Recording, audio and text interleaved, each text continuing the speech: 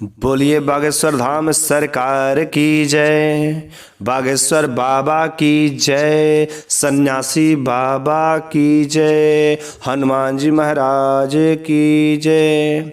तो आज का जो प्रसंग है ना, बहुत ही भावुक प्रसंग है कि एक रोजेदार इंसान ने, एक मुसलमान ने जब एक बागेश्वर धाम के उस परम भक्त पर थप्पड़ मारे तो उसका क्या अंजाम हुआ। उस भक्त ने नहीं कुछ किया, लेकिन उस हनुमान जी महाराज, उस बागेश्वर धाम ने क्या उसकी सजा दी। शायद आप सुन करके रूह कांप जाएगी, आपकी पैरों तले जमीन खिसक जाएगी कि जब कोई भी इंसान उस बागेश्वर धाम भक्त की तरफ अगर कोई भी उंगली भी उठाता है, उसकी क्या सजा होती है।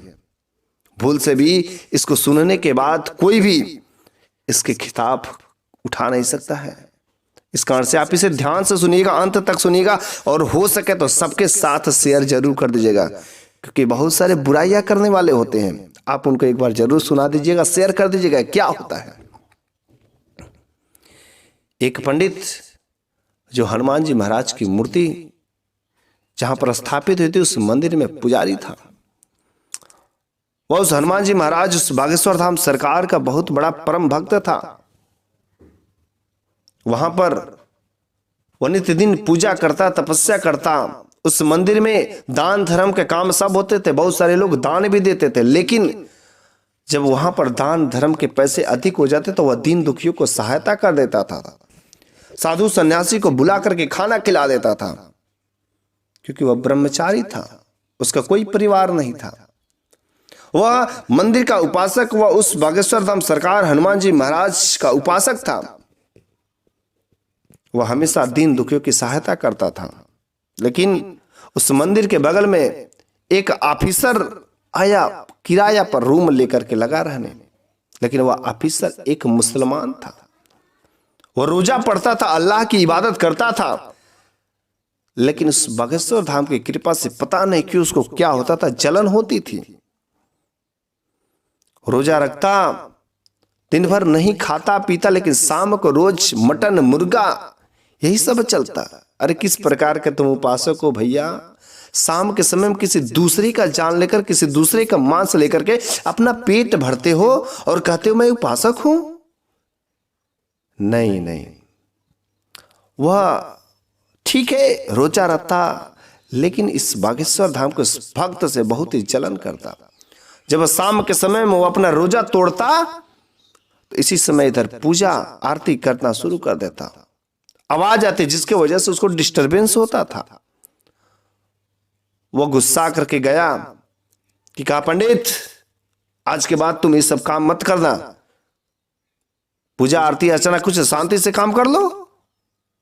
जोर जोर से चिल्ला करके सब कहने से कहता नहीं, यहां पर उपासक है लोग, सभी भक्तगण आते, हम लोग धीरे धीरे कीर्तन आरती करते हैं तो थोड़ा सा शोर होता ही है। उसके नाकों में जो उस अगरबत्ती की सुगंध जाती थी, यहां तक उससे भी जलन होता था। एक बार वह गुस्सा करके आया और उस पंडित का थाली, पूजा की थाली उठा करके फेंक दिया। कहा कि मैं तुमको बोला था कि मत करो ये काम, लेकिन तू नहीं मानता था। उसको अपने पैसे का घमंड था, उसके अपने सफलता पर घमंड था। इस कारण से वह किसी देवी देवता को नहीं मानता था। उस बागेश्वर धाम सरकार के उस भक्त को नहीं समझता था कि हां, एक बार भगवान ने माफ कर दिया। तीसरी बार जब फिर से उस भक्त ने नहीं मानी, वो सवेरे उठता, उस मंदिर में फिर से पूजा आरती करना शुरू कर देता, क्योंकि वह सच्चा भक्त वही है। कितना भी दुख दर्द आ जाए, लेकिन तुम उस भगवान की उपासक नहीं छोड़ सकते हो, उस भगवान की आरती करना नहीं छोड़ सकते हो। भक्त प्रहलाद को आप जानते ही होंगे, उसके पिता पीछे पड़ गए थे, लेकिन तो भी वह भगवान के शरण में जाना नहीं छोड़ा और भगवान उनकी सहायता की थी। ठीक उसी प्रकार वह भी भक्त था। कितना भी वह जो ऑफिसर मुसलमान रोकता रह गया, लेकिन सवेरे शाम जो पूजा आरती करना शुरू कर देता। अगले दिन सुबह के टाइम में वह पूजा आरती भजन कर रहा था। वह ऑफिसर गुस्से में आता है निकल करके और उस पुजारी की थाली को फिर से फेंक देता है और उस पुजारी को 2 थप्पड़ मारता है। कहता अगर कल के बाद अगर यहां पर किसी भी प्रकार का शोर शराबा हुआ तो मैं तुम्हारी मर्डर कर दूंगा। और जैसे ही अकरनामे सुना, उस पुजारी ने बागेश्वर धाम सरकार से विनती की, हे भगवान, अब तू ही इसका रास्ता दिखा सकता, कुछ नहीं, मेरे पर हाथ उठाया, तू बस अपना देख लेना, इस भक्त की आज रक्षा कर दे। जैसे ही पुजारी ने ऐसी बात कहा, उस दिन वह ऑफिसर जा रहा था अपने काम पर, उस दिन वह ऑफिसर जा रहा था अपने काम पर, रास्ते में उसका एक्सीडेंट हो गया, उसके दोनों पैर कट गए। अब तो वह बेचारा पराधीन हो गया, काम पर भी नहीं जा सकता, 2 महीने का रेस्ट हो गया, वो कुछ काम नहीं कर पाता, दिमागी टेंशन होने लगा उसको। जब 2 महीने बीत गए, उसके पैसे नहीं आते थे, कंपनी ने उसे निकाल दिया, अब पैसे आने बंद हो गए। जब पैसे आने बंद हो गए तब उसकी बीवी भी उसको ताने मारती, कोई इज्जत नहीं करती, खाना सही से नहीं समय देती। धीरे धीरे उसका शरीर कमजोर हो गया। जैसे उसका शरीर कमजोर हो जाता है, उसके हाथों में लकवा मार जाता, मुख पर लकवा मार जाता, सही से बोल नहीं पाता, अब तो हाथ से उठा भी नहीं पाता। उसकी पत्नी 1 दिन खिलाती, 2 दिन खिलाती, लेकिन ऐसा भगवान की करिश्मा, ऐसे उस बागेश्वर धाम सरकार की करिश्मा देखिए, उसकी पत्नी भी उसको छोड़ करके चली जाती है।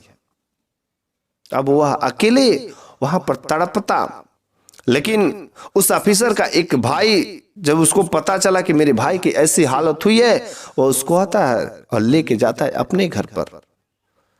अपनी पत्नी से कहता है, प्रिय, ये मेरा भाई है, इस समय इसकी स्थिति खराब हो गई, कुछ दिनों की बात है, जब इसकी स्थिति सही हो जाएगी तो फिर से सही हो जाएगा। लेकिन उसको तो लकवा मार गया था, किसी काम नहीं था, उसको खिलाना पड़ता था, लेकिन उसका गुस्सा अकड़ तभी भी था।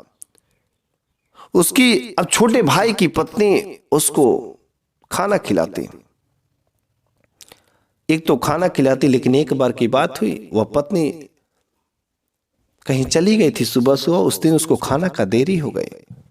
आते ही उस दिन उसको समय से जब खाना नहीं मिला तो वह लगा गाली देने, अपनी छोटे भाई की पत्नी को जब लगा गाली देने तो उसकी पत्नी गुस्सा हो गई। उस दिन उसने खाना ही नहीं दिया।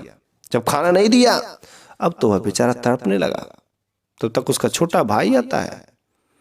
छोटा भाई को आते ही उसकी पत्नी ने सारे कहनामे सुना दी कि आपका ये भाई है, हमको गाली दे रहे हैं, एक दिन थोड़ा सा खाना लेट हो गया था, ऐसा ऐसा काम कर रहे हैं, एक तो मैं इनको खाना खिलाती, ऊपर से गर्मी इतना अधिक है, मैं इनको ऐसे नहीं रख सकती हूँ, इनको घर से निकाल दीजिए, या तो मैं रहूंगी या तो ये रहेंगे। छोटा भाई समझा कि इसके वजह से मेरे पत्नी के बीच में झगड़ा हो जा रहा है, क्यों ना इसको ही हम लोग निकाल देते हैं। देखो क्या उस भगवान की महिमा है, उस अपाहिज इंसान को रोड पर फेंक देते हैं। रोड के किनारे ढिमलाते ढिमलाते ढिमलाते शाम हो गया। जब शाम हो गया तो वह उसको भूख लगी थी, भूख और प्यास के मारे तड़प रहा था, और पानी के मारे उसको एक जगह पानी दिखा, और पानी पीने के चक्कर में, क्योंकि उसके पैर भी नहीं थे, कट गए, किसी तरीके से घसीटते पसीटते गया, और वह पानी जो था नाली का पानी था, और वह पानी नाली का पानी पीने के लिए गया, और उसी में नाली में गिर गया। सुबह हुआ, किसी तरीके से रात भर उसको मच्छर काटते नाली में गिरा रहा। सुबह एक इंसान जब आया तो देखा है नाली में गिरा हुआ है, उसको निकाल करके किनारे कर देता है, नहवा करके धुलवा करके उसको किसी तरीके से 2 बाल्टी पानी गिरा कर किनारे कर देता है। कहता मेरे को बहुत जोर से भूख लगी है, तो उसको 2 रुपये देता है। कहता मेरे को पैसे नहीं चाहिए, मेरे को भोजन चाहिए। वह जाता है, वह इंसान 2 रुपये की रोटी खरीद के लाता है, उसको देता है। कहता मेरे को खिला दो भाई।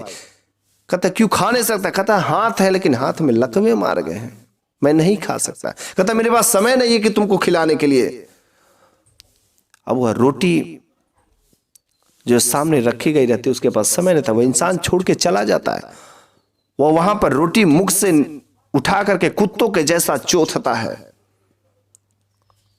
कुत्तों के जैसा चोथता है। तब तक जो है एक वहीं से कुत्ता गुजरता है, वो भी कुत्ता भूखा प्यासा था, और उसकी जो है रोटी मुख में से लेकर के चला जाता है।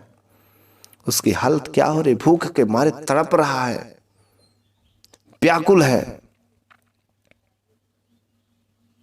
अब उसकी हालत पर रोना आ रहा है कि मैंने क्या ऐसा कर्म किया कि मेरे साथ ऐसा हो रहा है। बेचारा तड़प रहा होता है, भूख और प्यास के मारे उस रोड के किनारे, कोई पूछने वाला नहीं था, उसकी ऐसी हालत हो गई थी। तभी उस दिन उसी रास्ते से उसी मंदिर का जो पुजारी था गुजरता, देखता है, कहता वही ऑफिसर जिसने मेरे को थप्पड़ मारा था। जब वह देखता है तो कहता है, हे भगवान, अरे इसने मेरे को एक थप्पड़ मारा था, तूने क्या सजा दिया इसका। और हर इंसान को यही सजा मिलनी चाहिए, लेकिन क्या करोगे। बागेश्वर धाम सरकार का वह भक्त था, बहुत ही दयावान था। वह वहां पर उसको देखता है, पहचान जाता है, कहता देखो तुम वही वह ऑफिसर हो जिसने मेरे ऊपर थप्पड़ मारी थी। आज देखो तुम्हारी क्या दशा हो गई। तुमको बहुत अपने पैसे का घमंड था, अपने सक्सेस का, अपने सफलता का घमंड था। आज तेरे के लिए सब कुछ छोड़ करके चला गया, सब कुछ तेरा कोई नहीं है। जिसका तुम्हें घमंड था वह नाश हो गया। अब चल भगवान के शरणों में गिर जा, वही तुम्हारी रक्षा करेगा। वह ऑफिसर को पुजारी ले जाकर के उस मंदिर पर रख देता है। वहां पर फिर से उस सन्यासी बाबा के दरबार में और उपासक बन जाता है। धीरे धीरे उसकी कृपा में जाती है, उसका लकवा वकवा सब कुछ ठीक हो जाता है, लेकिन उसके पैर तो चले गए रहते हैं, वो पैर नहीं आ सकते दोबारा। अब वहीं पर वो भी एक सच्चा भक्त बन गया। और जो भी इंसान उस बागेश्वर धाम सरकार के चरण में चला जाता है, शरणों में चला जाता है, भगवान उसे माफ कर देते। यही तो भगवान की महिमा है। आप कितना भी गलती कर लेते हैं, लेकिन लास्ट में यदि आप उन पर विश्वास करते हैं, उनसे माफी मांगते, तो अपने शरण में लेकर के आप उन्हें माफ कर देते हैं। यही है उनकी कृपा। जैसे लेकिन कभी भी उस बागेश्वर धाम के तरफ से, उस बागेश्वर धाम के भक्त पर कोई भी यदि उंगली उठाने की कोशिश करता है, तो उसके साथ बहुत ही कड़ी सजा होती है। इस वीडियो को मेरे भाइयों अधिक से अधिक लोगों तक शेयर करिएगा, ताकि सनातन धर्म का अधिक से अधिक हम लोग फैला सकें, कि हिंदुत्व हमेशा जारी रहेगा। हम लोग भारत में रहते हैं, भारत हिंदुओं का देश है। इस कारण से इस वीडियो को अधिक से अधिक लोगों तक फैलाइएगा।